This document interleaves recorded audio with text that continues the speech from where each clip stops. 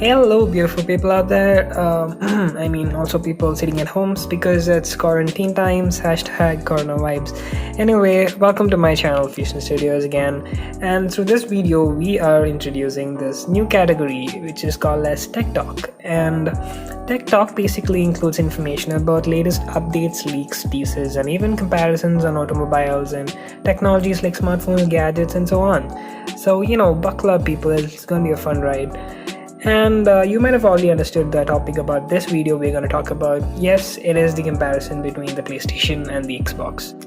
When these consoles launch, majority of both libraries will consist of games from previous generations, and they're both in pretty good shape in that department. PS5 will feature full backwards compatibility with the entire PS4 library, while Xbox Series X will play Xbox One games and the same list of Xbox and Xbox 360 games currently supported by the Xbox One. So without further delay, let's go watch the shiny official videos, right? So PlayStation 5, here we go.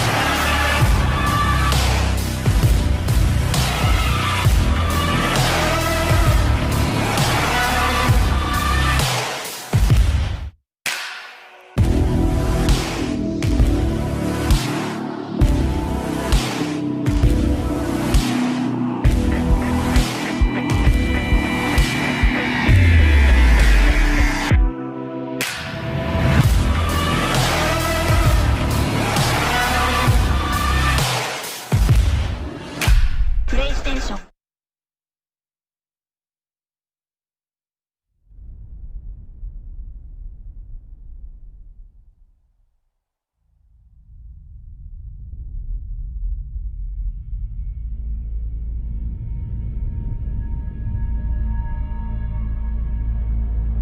Let's suppose that you were able every night to dream any dream you wanted to dream. And that you could have the power within one night to dream 75 years of time.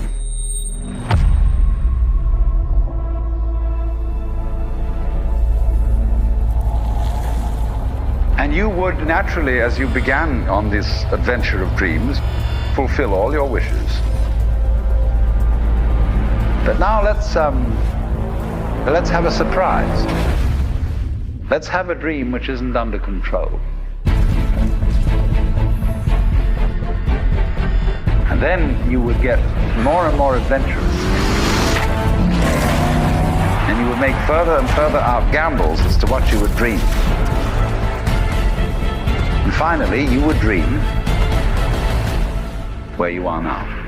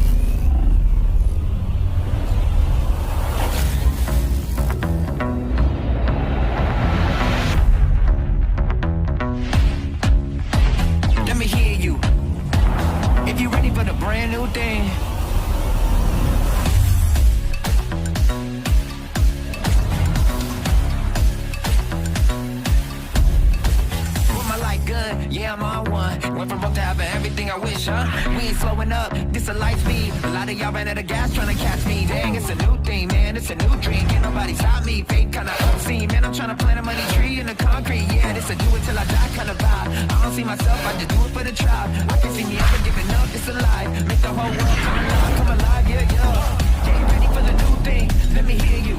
Let me hear you. No, get ready for the new thing, let me hear you. Get ready for the brand new thing.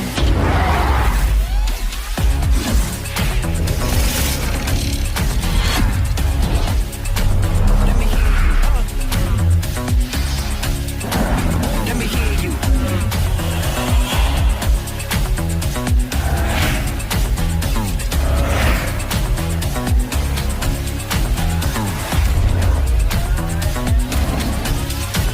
Let me hear you.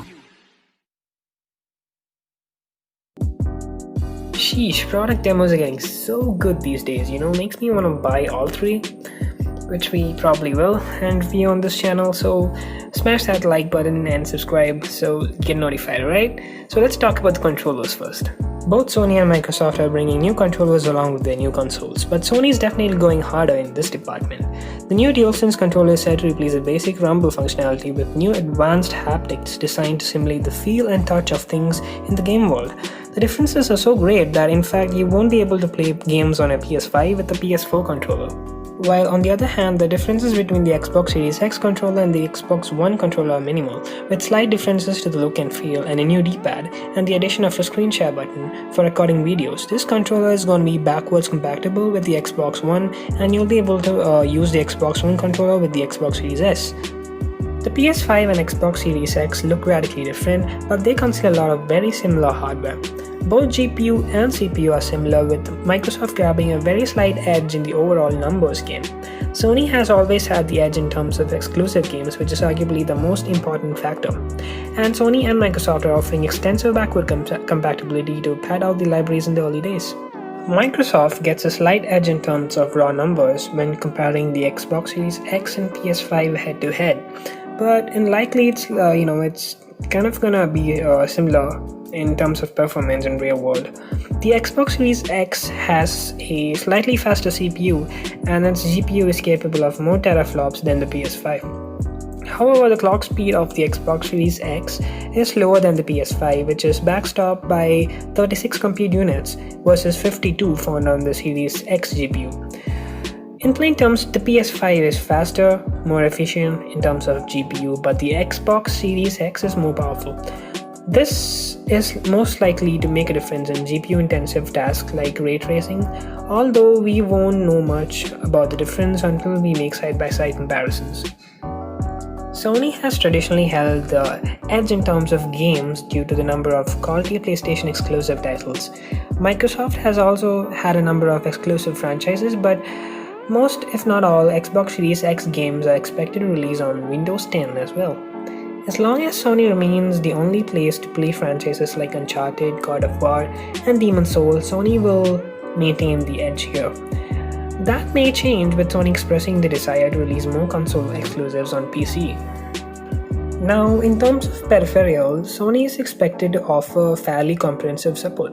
Early reports suggest that you'll be able to use the PS4 peripherals like racing wheels on your PS5, and you'll also be able to hook up your PSVR. Microsoft, on the other hand, appears to have no VR-related plans for the Xbox Series S. Sony and Microsoft will both offer paid-on versions of their consoles as budget-friendly options. The PS5 Digital Edition is expected to have the same basic hardware as of the PS5, with the exclusion of a disk drive. This is an all-digital console is rumored to play the PS5 games with similar visual quality as the regular PS5. Microsoft went a different way with the Xbox Series S, which packs in a weaker hardware than the Xbox Series X.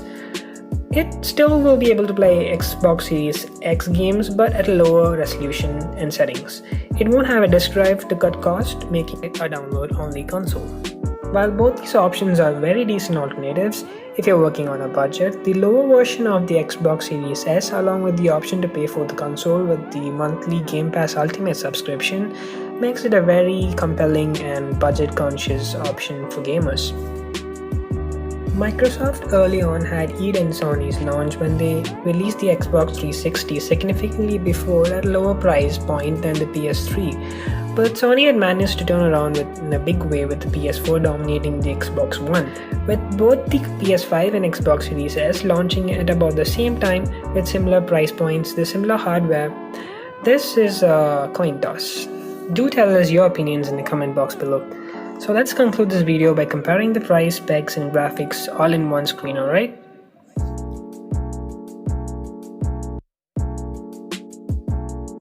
So comparing the Xbox Series X, which comes with a launch price of $499, the PS5 again comes with a price tag of $499. And comparing the dimensions, the PS5 is much bigger than the Xbox Series S, as you can see in the specification dimensions. Coming to the resolution, both consoles are targeting a resolution of 4K 120Hz with support for 8K. Comparing the storage, the Xbox Series X comes with a 1TB NVMe SSD storage, which is much faster compared to the previous generations, but the PS5 comes with a custom 825 SSD storage, and both comes with 4K Blu-ray disc drives. Now let's compare the Xbox Series S and the PS5 digital version, shall we? The price tag of the Xbox Series S is $299, which is so budget friendly for budget gamers. But this is not exactly the case all around the world, because for example in India, the price tag of Xbox Series S is 35,000 Indian rupees, which is like so extreme. Now I'm not sure as to what's the reason for this price increases, but I guess it's because India considers electronics as luxury items, so luxury tax kicks in and that increases the price significantly. Also import tax and all the other taxes along with this. The second reason for the price increase is I think it's because of the market situation here in India. The console gaming market in India is I think far lesser than the gaming market in USA when it comes to console market. So I think Microsoft as a company needs to rethink their pricing strategy, because as a company, what Microsoft does is kind of downscale the price of the console, maybe sell it at a loss, and make the money through selling games and services, which might not actually work here in India. Maybe, I don't know. I hope this changes in the future, and I hope console prices become kind of like equal all around the world and gamers can enjoy this as a whole community. But let's get back to the comparison, shall we? The PlayStation 5 Digital Edition is expected to come at a price tag of $399, and dimension-wise, it's much larger than the Xbox Series S. The Xbox Series S is so small and, in my opinion, looks pretty cute. Resolution wise, the PlayStation Digital Edition is pretty much same as its bigger brother PS5s because it's the same specs, 4K 120Hz up, support for up to 8K, so $399, and that is a good price point. But the Series X, targeting a resolution of 140p 120fps and support for 4K, and maybe even upscaling to 8K if possible, and a price tag of $299 is also pretty good. Comparing the storage sizes, the PlayStation Series, what the heck am I saying? The Xbox Series S is 512 NVMe SSD storage, whereas the PlayStation 5 comes with its custom 825 gigs custom SSD, which is also to be really great. And both doesn't have disk drive, so strictly digital only versions. So thank you for watching the video, guys. So if you like the video, give us a thumbs up and also subscribe to our channel. It's pretty new. I hope you all enjoyed the video. So yeah, stay safe, guys.